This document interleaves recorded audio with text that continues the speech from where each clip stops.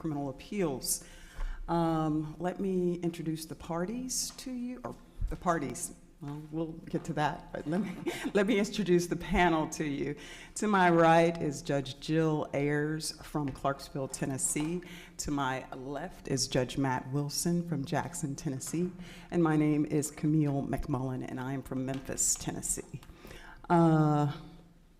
I see familiar faces, so for those of you who were here the first time, know that there are 20 minutes per side for argument. And if you would like rebuttal time, let me know. We'll try to keep up with that for you. I think the light system is working.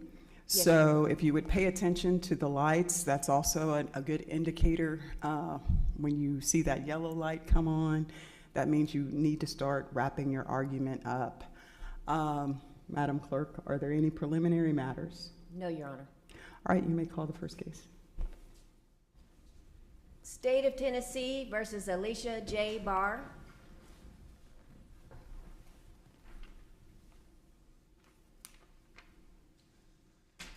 Please, the court, Scott Kimberly from the Rutherford County Bar here on behalf of the appellant Alysha J. Barr. It has been some time since I've been here, but I have been in this chamber before. Thank you for having me. At this time, I'd like to reserve 5 minutes for rebuttal, if I may. All right, you may proceed. There are 3 assignments of error in this matter in the appellant's brief. I will tell the court I will rest on my brief on the totality of circumstances as it relates to voluntary consent. I think, as your honors have read, there are so many facts moving back and forth in this case that if we sit and argue over how those bounce around in the hopper of totality, we may spend our whole day doing that. Where I'd like to center my discussion today with your honors is on the other 2 issues. And I want to emphasize they are 2 issues because the state merged my first and second issue. And that's really important today because on behalf of Ms. Barr, I filed a motion to suppress her blood citing TCA 5510-406.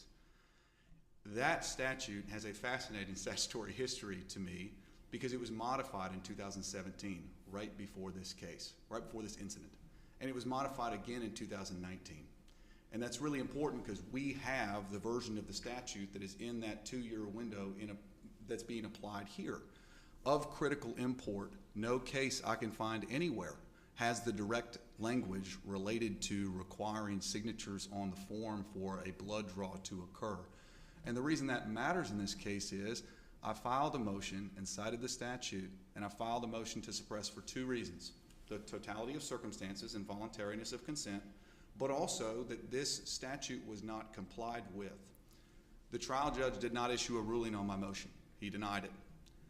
As your honors can see in my brief, I asked, Your Honor, thank you for denying the motion, but there is a second part of the motion. Can you please issue a ruling as to how in the world the statute was complied with?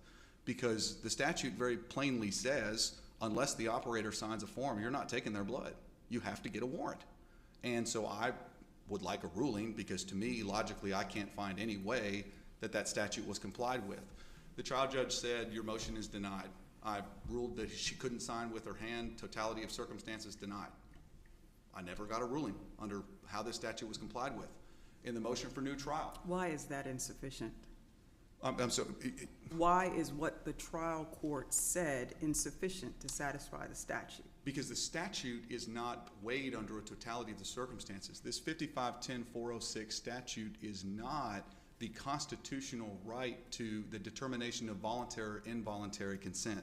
This statute quite explicitly sets forth all of the boundaries that we're going to take blood on. And I don't think it's a coincidence that this precise language that got us hung up in this case that was not complied with, and it just wasn't, and I look forward to hearing how it was, but this precise language was removed from the statute upon the request of the Tennessee District Attorney General 2 years later because, as the court can see in State versus Baumgartner, which is a case that came before the court, that was the only case that I have seen where this statute was actually used in its form that's in application in this case.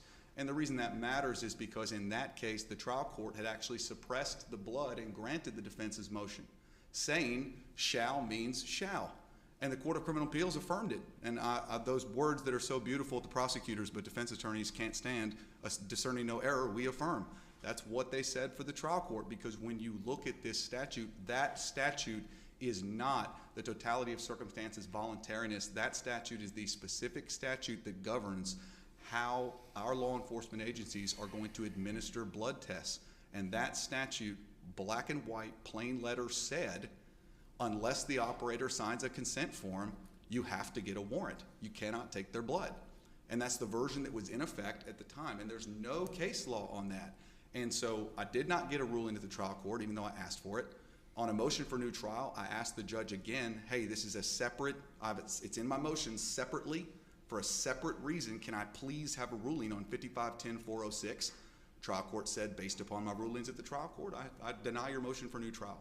And then when I brought it up in my brief, the state just merged it into the voluntariness of consent. And if you read the state's brief, they do not even address the statutory language. And the uncomfortable truth is because you can't. Because as written, this statute was not followed.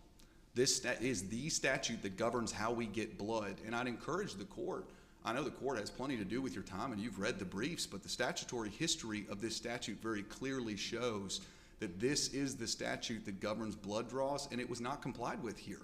Didn't the trial court say something along the lines of a finding that, well, she couldn't have signed because her hand was injured, and kind of went through the other facts that you've talked about, that it, it was read to her and so forth. Are you saying that ruling was not specific or enough to address your issue? That is our position here today, Your Honor, and the reason I would say that is because that statement about the hand being hurt, and that pairs excellently with the state's response to our argument in this part, because the state did cite a case where somebody's hand was hurt, State versus Fleming, and the court found that that was still voluntary consent. The court did make that finding, but critically, that finding ties to whether or not Ms. Barr voluntarily consented. The fact that she was physically unable to sign is one of the factors the courts can consider. And in the Fleming case, that defendant had filed to suppress under the totality of circumstances, and they had argued that an inability to sign was indicative. That is a reason that you can show that the consent was not voluntary. And so the court in our case, in State versus Barr, made a finding that she was physically unable to sign. And through that, the trial court said, I don't find that her not signing indicates some lack of consent because she was physically unable to sign. And logically, I understand that. But that totality of circumstances, voluntariness of consent, does not address TCA 5510-406, which very explicitly prohibits the exact conduct that occurred here. If Ms. Barr was physically unable to sign the form, under 5510-406, there's a very easy remedy. You get a warrant. And they didn't do that here. And I don't know why he didn't do that here. The trooper's testimony was he really never gets warrants because people usually consent. But the problem for the trooper is this law got modified in 2017. And I don't believe that the law that says unless the operator voluntarily signs the waiver form, a properly executed search warrant or a recognized exigent circumstance is required to obtain the blood from the operator. That was the law in effect for Ms. Barr. And it's now been changed, and it's not going to be a problem for anything in the future. And I appreciate the fact that the Tennessee District Attorney General, upon realizing that they were losing blood cases under this law, filed to have it changed, and that law has been changed. But as judges, your honors know, judges say all the time, if you like all the rulings you're making, you're not a very good judge. And the problem here is I'm not asking the judge to do what is fair or what is right in the sense of, hey, you can look at all of this and have warm, fuzzy feelings about it. I'm strictly asking this court to apply the law. And that's let me ask you this. You raised both issues. Yes. So if you lose one, does the other stand? I believe as written in the motion, I filed it under separate grounds, and upon denying the motion, I specifically asked the court for a ruling on that separate ground. So I do believe that issue has been preserved. I'm not saying it's not preserved. What I'm saying is, will it still come in, will the blood still come in under the totality analysis? As written with the statute, I do not believe that if they do not comply with the statute, that 5510-406 is the Bible for how we draw blood. That is the specific statute to prescribe how we do this. If that statute says the only way that you can get blood is 1, 2, and 3, and then explicitly says if they don't sign the form, you have to go get a warrant, I do not believe that merely because she does consent, if that is deemed to be valid and good consent, and I apologize. No. I'm listening to your argument, not responding to your gestures. Yes, I'm known I talk for with my my hands. facial gestures, so go ahead. But I do believe that as written, and it makes sense, I would submit that our position makes sense, because if it was the opposite, where if the court finds that this consent is voluntary and that somehow cured a failure to comply with TCA 5510-406, then why would we even have 5510-406? If someone can just consent and we deem that consent to be voluntary, the truth is that the legislature chose their words on purpose. And what they said that for this 2-year window, the way that we are drawing blood is unless you get them to sign this form, you have to go get a warrant. And so I would submit to the court that this statute carries independently of the constitutional examination. And critically, I think this statute provides a higher floor than the constitutional standards in certain respects when it comes to drawing blood. And I believe that that legislative policy should be honored and upheld by this court. And that legislative policy stands for this period of time, the way that our legislature passed the law was unless she signs a form, that blood, you need to get a warrant. And it's undisputed in this case, there was no warrant. So is that a full response to Your Honor's question? It is. Thank you. The remaining 5 minutes I have, I would like to discuss the TBI toxicology issue. And I'll tell you all, this is frankly the most flummoxing of the issues that I faced in this trial. And the only reason it is the most flummoxing is because it was not a surprise, I would bet, to the District Attorney General. They're here, the ones who tried the case with me. I bet it was not a surprise that we intended to argue that ethanol gain occurred, because we knew prior to the trial from pretrial motion hearings that this EMT had testified that he used alcohol to swab the blood site. I knew that there was a TBI toxicologist coming to trial. What I did not receive from the state was a piece of paper, a shred of any type of report, any type of study, experiment, any data of any kind that this expert was doing. But you didn't voir dire their TBI agent on this issue at all before you allowed them to testify on this issue. You didn't voir dire them on it, correct? And when you say in their expert, in the offering of them prof becoming an expert, you didn't explore that prior to agreeing to allow them to testify on it. No, I did not. I will agree with the court that I did not ask, are there any reports? So once she's an expert or he's an expert, they're pretty much open to discuss whatever it is in their field, unless you voir dired and objected on an issue, correct? Yes, ma'am. However, and I'll step past the failure to disclose any of this information in discovery, which I view, frankly, as a violation of Rule 16. But okay, we're not going to let you go with that. I understand. How is that a violation? How is that a violation? If it was known to the state, they offered in their direct case in chief from their expert, and it was not disclosed to me. But that's the least of the issues I have here today. What the issue I have with this testimony is that this testimony is not really based on science. What I have is a TBI toxicologist who says somebody told me that there was an experiment performed at our study, and here's what it meant. But you were trial counsel. You allowed all of this to come in unobjected to. You even questioned, and I don't know if it was a woman or a man, so forgive me, you questioned extensively, and it went on for some time about these tests or other, how did this witness know that alcohol didn't contaminate the blood sample, I guess is what I'm getting at, or what you were getting at. And when the witness explained that their knowledge of how they knew, you didn't like that answer, right? I would agree with that characterization, because what I was told was someone told me. And usually in my experience with scientific experts, the way that experts learn things is not from a coworker telling me. Well, hearsay is admissible by an expert all the time. I agree with that, but I think the charge from the court, and as this court knows, Tennessee courts carry a higher standard than the federal standard to actually determine whether the underlying facts and data of an experiment or any type of scientific testimony are in fact reliable. Okay. And I would submit to the court that the 5 factors we're given to just simply determine whether they are reliable, this offered testimony by the TBI fails all 5. Well, you were going to cross-examine this expert in this area, right? I plan to cross-examine her on ethanol gain, yes. And you didn't object or offer anything in advance to the state of your inquiry on that issue? No, ma'am. And what I would submit to the court is, when I heard the direct examination testimony, I did not know that the state was going to go down that road to address in their direct examination. Hold on a second. If you can help me with the Yes, sir. progression. You said earlier, the state knew that you were gonna go into this area. It's basically my paraphrase of your statements. But it wasn't until cross-examination where you confronted the witness with the treatise that said, are you aware of this and this study? And that's really when the issue was raised, wasn't it? Yes, sir. And may I just, and I understand the view of those two statements, I would submit to the court that I believe, and this is not, the state has not confirmed this to me, but I would believe that based upon the evidence that we all heard at pretrial motions, I think the state, with the experience level they had in DUI prosecution, probably had a reason to believe that I was going to pursue a defense of ethanol gain. That's not, I don't have that. They have not told me that, but I believe that issue was, at least, it would make sense to me as to why the state would choose to address that in their direct.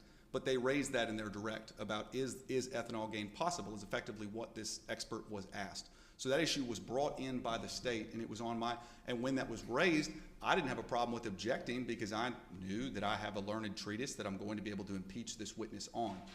For me, the problematic issue arose is when the hood of the car was lifted. Not because when an expert testifies, hey, there was an experiment conducted at the TBI, we let blood pool, and it didn't affect the blood results. To me, that's an expert testifying about that. And in my mind, I'm thinking there's probably some data or facts underlying this that I'm about to explore. And the reason that's critical is because the trial judge himself said, I hope for her sake she can explain the circumstances around this thing, because we were about to adjourn for the day and come back the next day.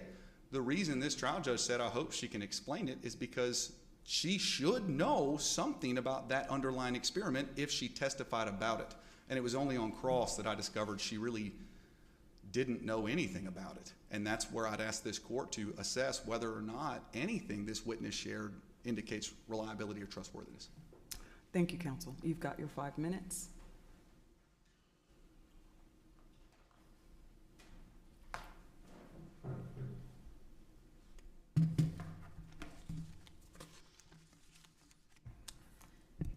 Good morning, and may it please the court, Caroline Weldon on behalf of the state.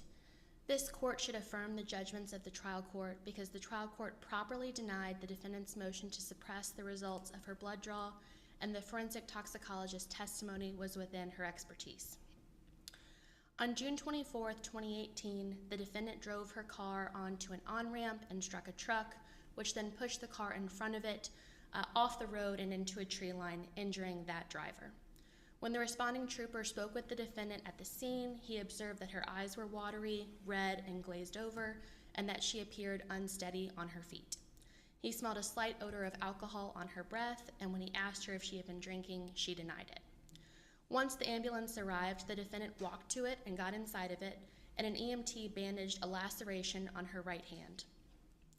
When the trooper spoke with the defendant again inside of the ambulance, he again observed this odor of alcohol and asked her where she had been before the crash. This time, the defendant admitted that she had been drinking. The trooper asked the defendant to perform standard field sobriety tests. Given her location inside of the ambulance, and because she'd been placed on a backboard as a precaution, the only standard field sobriety test administered was the HGN test. Based on her performance on that test, the trooper decided to arrest her for DUI. At that point, the trooper asked the defendant whether she agreed to a blood draw. She agreed. After the defendant agreed, the trooper asked the EMT whether he would be able to perform the blood draw in the ambulance. Once the EMT affirmed that he could, the trooper read the implied consent form to the defendant.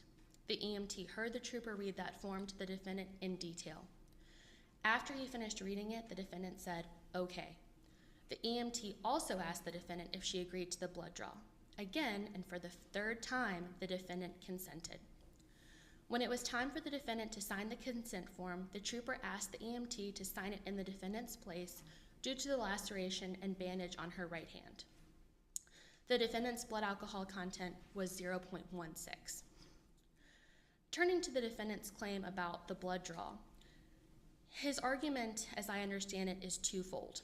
For trial counsel claims that the trial court failed to consider the injuries that she sustained during the crash. You're giving us your brief. Yeah. You're giving us your brief. You're not responding to his argument. Yes, Your Honor. If I could turn to the absence of her signature on the consent form. Well, and let me see, he kind of is resting on his brief regarding the voluntariness of the consent. I really want to hear your response to the statutory issue. Yes, Whether- Your Honor. Whether that was complied with, whether shall means shall in that context. Yes, Your Honor. Turning to the absence of the signature on the form, the defendant expressly agreed to have the blood draw performed while she was in the ambulance 3 separate times. That's still the totality, though. That's not speaking to the requirements of the statute. The statute 55-10-406 is a broad statute that contemplates different scenarios when law enforcement will take someone's blood. Here, the defendant expressly consented. Defendant's argument seems to turn on the requirement of a signature when there is implied consent. That is not the situation here. There was not a blood draw done simply because the defendant was driving and had thus impliedly consented to have her blood drawn for that reason, but because she expressly consented to the blood draw. Well, I'm looking at the statute, and you said it contemplates the different scenarios. I think I just pulled it up, but it's got the written consent, reading it, the written consent, the warrant or exigent circumstances. That's what the law says, so if you could respond to that, those 3. And I think all 3 of us have asked you to do that, and we're not trying to push you or anything, but that's really the only thing that he's raised. And in my review of your brief, you did conflate his issues when you reframed them, and that's very dangerous to do when you're presenting the issue back to us, because, you know, good counsel is going to flesh that out, and we're going to ask you questions about a specific issue. So just in the future, just be careful when you reframe a defendant's issues or the appellant's issues and represent them in a way that wasn't presented in his brief. But you may proceed. Yes, Your Honors. Again, speaking to counsel's argument that he presented in his brief, and again today, the defendant did not sign the implied consent form, but the state was still able, or the EMT was still able to draw her blood because the absence of that signature is not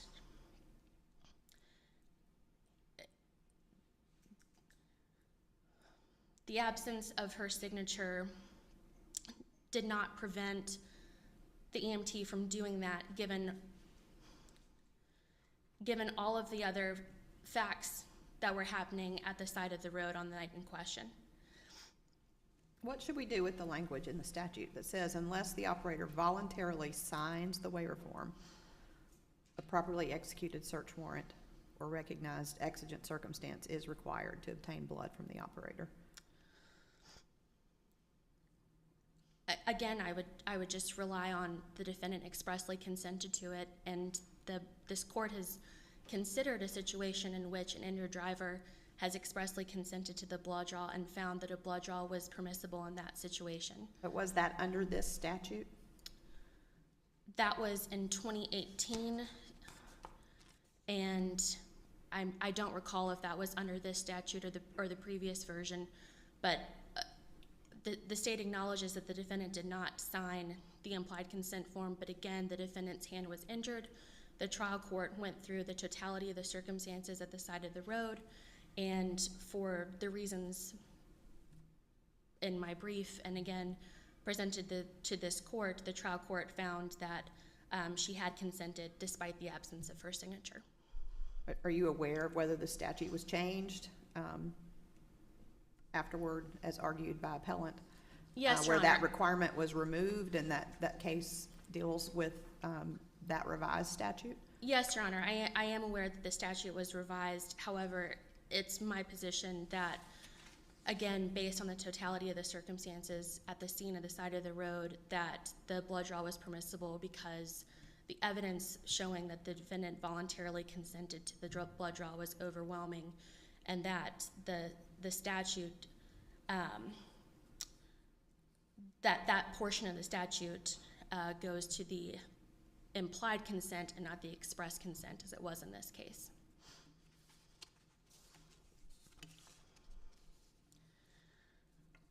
Turning to the forensic toxicologist testimony, the trial court allowed a forensic toxicologist to testify about what effect, if any, the use of an alcohol swab would have on the results of the blood draw. Given her expertise in forensic toxicology, the trial court properly exercised its discretion when it allowed her to testify about the matters within her expertise. During the forensic toxicologist testimony, she said that in her opinion, the use of an alcohol swab to clean a site area before a blood draw would not impact the BAC detected in a patient's blood. The forensic toxicologist went on to say that there had been a study conducted by her lab before she worked there, in which other scientists had allowed alcohol to pool on their arms before the blood was drawn to see what, if any, impact it had had on the results. As Your Honors noted, trial counsel did not object to this portion of the forensic toxicologist testimony. On cross-examination, trial counsel asked the toxicologist whether she agreed with the portion of a treatise that said that cleaning a site area with alcohol invariably contaminated a sample. The toxicologist again said that based on her knowledge and based on her understanding of the study conducted by her lab before she gained employment there, that alcohol did not contaminate blood draws. The defendant claims that the trial court should not have permitted the jury to consider this testimony, but the trial court properly found that nothing about the toxicologist's testimony indicated a lack of trustworthiness about the data learned in her study, in that study. Her testimony was not based on speculation, but was based on her training and preparation of testifying in trials like that considered here. What was her knowledge or the basis of that study, though? I mean, didn't she just pretty much testify, somebody in my office told me this is how we do it? That's correct, Your Honor, but she also explained that in training TBI special agents to be able to testify in court, that they discuss different scenarios in which they may be asked questions like that presented here, that a layperson might be curious if you swab an arm with an alcohol swab, if that would have any impact on the resulting blood draw. So she was explaining that part of her training, and that portion of her training involved learning about a study completed at the lab. So at no point did she ever try to suggest that she had been a part of that study or that there were results published from that study. It was more of an anecdote to explain the basis of her knowledge that she learned from her colleagues at the lab. Her testimony was, again, not based on speculation, even if the treatise contradicted her opinion. To that point, trial counsel was able to cross-examine her about her expertise and call another forensic toxicologist in the defense's case in chief. He did not choose to do so. In any event, the trial court properly exercised its discretion in allowing her testimony. And going back, if I may, to the absence of the defendant's signature on the implied consent form, the defendant also points to the Henry case and seems to rely on that situation relies on that case in which a defendant who had prior DUI convictions had his blood drawn without being advised of his right to refuse that blood draw. But again, that's not the situation contemplated here. The defendant had 3 different opportunities to refuse the blood draw and chose not to do so, and the blood draw was not premised on that basis. And again, as noted by counsel, this court has considered the absence of an injured driver's signature before. In Fleming, the driver consented to the blood draw but was unable to sign due to some sort of unspecified hospital trauma. And from those facts, this court agreed that the defendant again had consented to the blood draw despite being unable to sign due to the laceration on his hand. If there are no further questions, I'd ask this court to affirm. Thank you, counsel. You have your 5 minutes rebuttal. Thank you, Your Honor. First and foremost, my reliance on the Henry case is merely because the Henry court very clearly states that because of the way that our laws are changing, the days of warrantless blood draws and DUI cases are over. Ironically, one of the things that the Henry court decided, and I made a typo in my brief, I said this was September of 2021, it was September of 2017. 2 months after this law went into effect that's present in this case. And that's one of the reasons. This new law that says we're only doing this if they sign, or else you got to get a warrant, the Henry court said these days are over. I would kindly ask this court to bring that to a fruition. If these days were over that long ago in the Henry court, I'd like to find out where the end of that road runs. To respond to counsel, State versus Fleming, that is not the present law that's in effect. Your Honor's correct. That was the incident was in 2014. That is the old law, not as modified. And it was State versus Baumgartner is the one case I found where there appears to be something that was decided with this law in effect. And the only reason I saw it is because the trial court had suppressed it. And I think the reason there's probably no case law is because those cases were being suppressed. I'd ask the court really to call attention to, if you can, the issue about the law changing. I would submit to the court that if this court, and I did not have an opportunity after discovering this to put it into a brief because it was discovered later than when my brief was filed, but if you look at the amendment that was made in 2019, the TBI said that the District Attorney General says to the Senate Judiciary Committee, we are losing blood cases. That's why this amendment is happening. And then that man was asked specifically this question by a lawmaker. An officer can get consent from the driver to give a blood sample, and if he does not give consent, he can get a search warrant. In our amendment, he asks the person for consent, and he must get their handwritten signature. If he does not, he has to get a search warrant. Is that unchanged? And the District Attorney General representative said that's correct. That's not true. It did change. It got completely removed. And there's a reason it got removed, because it was, as the District Attorney General said, it was contradictory or confusing. It added extra red tape for officers to follow. And all of that may be true. And it might be true that as a policy preference that this new law is actually a better implementation of blood testing procedures. I would hope so, because we amended the law, and I would hope that our laws get progressively more applicable and more efficient. But that does not change the fact that we are here with the 2017 version in effect. Counsel, early in your argument, you made a statement that the trial court either refused or didn't rule on this. So what happens if you went on this issue? I would ask that the blood be suppressed, because... Okay.